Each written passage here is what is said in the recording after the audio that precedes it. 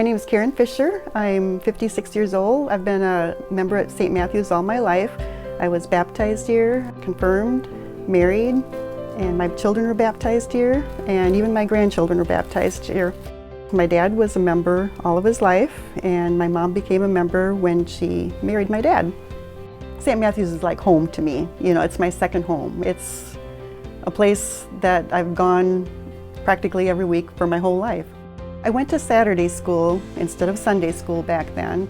Ran from 9 o'clock to 11:30, and I always missed the Saturday morning cartoons then. I was always disappointed that I couldn't see them, but you know, my parents knew what was best. By the time I got to be in 7th and 8th grade, we supported a Christian day school teacher at Mount Calvary.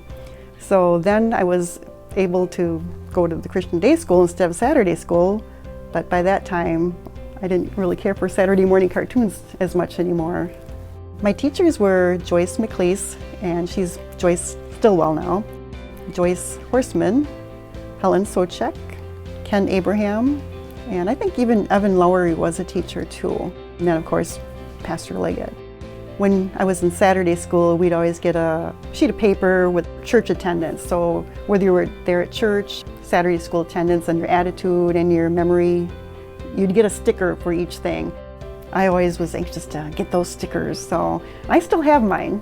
When we would sing in church, at some point when I was younger, we had these gowns that somebody made. I was always excited to get fitted for them because I thought, oh, this is really cool. But I don't think some of the older children liked it. They thought they were probably kind of silly because they had some big red bows. Eventually used them as dish towels for the Ladies' Aid. I helped with the Christmas back when I was about 7 years old or something like that. Mine was pretty simple, it was just some beads. The teachers helped kind of shape it together or whatever they had to do to finish it. Mine was orange and white. Every time we used it on our Christmas tree at church, I would look to see where it was because it was always special to me.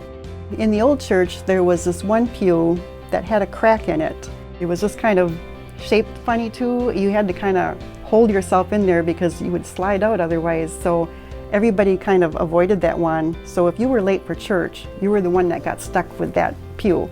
And sometimes we had to sit in it because we were the last ones there. My class was the last class to get confirmed in the old church. That was kind of a special moment for us because we knew it was going to be torn down.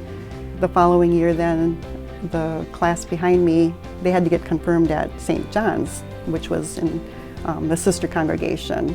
And so then 2 years after my class is when the first class was confirmed in the new church. The building of the new church would be one of the biggest ones, of course. They did away with steps, so it was a lot easier for people to get in and out.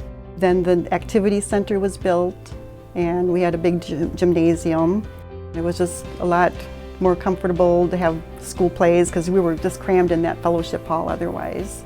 In the newer church, before we got air conditioning, one hot summer day, we had left the side doors open just to let some more air in and cool the church off. And during the sermon, a cat came in, and he just kind of wandered around here and there down the aisle a little bit, and you could see people kind of glancing over and kind of smirking a little bit, but eventually the cat made its way back out, so there was no real disruption or anything, but I just thought that was kind of funny. Then we got air conditioning and we didn't have to worry about cats after a while. So, back in 1994 when we got the sign outside of church, I volunteered for that job and I've been doing it ever since, so over 25, 26 years.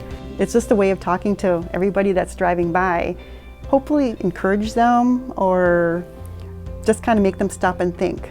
One time when I was changing the sign, a lady drove up, she got out of the car and she quickly ran over to the other side and she snapped a picture. And as she walked back to her car, she said, "Thank you, my mother's dying," and she wanted her to see that sign.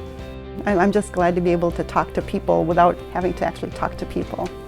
I think the biggest impact in my life at St. Matthew's was when I did the 2012 directory.